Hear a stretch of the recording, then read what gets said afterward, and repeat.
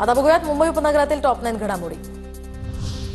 मुंबई, पालघर, ठाणे या जिल्ह्यांना आज उष्णतेच्या लाटेचा ऑरेंज अलर्ट। हवामान विभागाचा महाराष्ट्राला सावधानतेचा इशारा। राज्यभरात गेल्या काही दिवसांपासून कमाल तापमानात प्रचंड वाढ। वसई विरार पालिकेच्या नगररचना विभागाचे माजी उपसंचालक वाय शिवा रेड्डी यांना ईडीनं केलेली अटक वैध। दरम्यान ईडीनं केलेल्या अटकेच्या कारवाईवर उच्च न्यायालयाचं शिक्कामोर्तब। रेड्डी यांना दिलासा देण्यास नकार। मुंबई पावसाळ्यापूर्वीच होर्डिंगचं सर्वेक्षण पूर्ण करा। मुंबई महापालिकेचे आयुक्त भूषण गगराणी यांच्या प्राधिकरणांना सूचना, तर आपत्ती व्यवस्थापन प्राधिकरणाच्या बैठकीत गगराणी यांचे निर्देश। कल्याणजवळील नानकरांच्या शिक्षण संस्थेवर कोट्यवधींच्या घोटाळ्याचा आरोप। 1 एकरचा करार असताना कागदावर 7.5 एकर जमीन दाखवली। कोर्टाच्या आदेशानंतर शाळेचे सचिव पंकज वीर यांच्या विरोधात गुन्हा दाखल। मुंबईतील कांदिवली पोलिसांची ई सिगारेट विरुद्ध मोठी कारवाई। भारतात बंदी असलेल्या लाखो रुपयांच्या ई सिगारेट जप्त करत 2 आरोपींना अटक। कल्याण पूर्वेत मद्यपी दुचाकीस्वाराचा वाहतूक पोलिसांशी वाद, तर शिवीगाळ करत पोलिसांसोबत हुज्जत घातली। मद्यधुंद अवस्थेतील दुचाकीस्वार तोल जाऊन पडला। त्यानंतर मदत करण्यासाठी धावलेल्या ट्रॅफिक पोलिसांशी दुचाकीस्वारानं वाद घातला।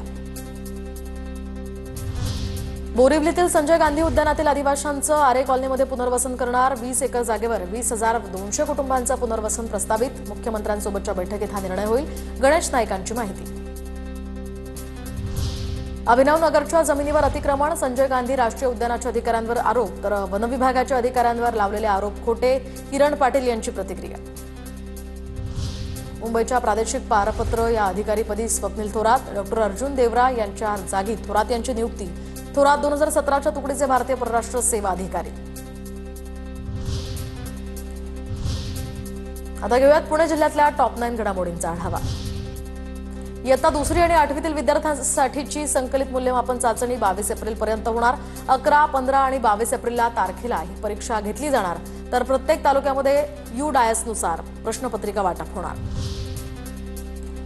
आरटीच्या प्रवेश प्रक्रियेला 18 मार्चपर्यंत मुदतवाढ। खासगी शाळांमधील 25% राखीव जागेतील प्रवेशांसाठी मुदतवाढ।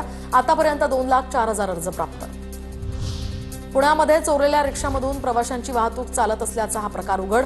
भंगारात निघालेल्या रिक्षाचे क्रमांक वापरत वाहतूक विस्कळीत, तर काळे पडळ या ठिकाणी पोलिसांकडून सराईत गुन्हेगाराला अटक। शादा बन्सारीकडून 6 रिक्षा जप्त।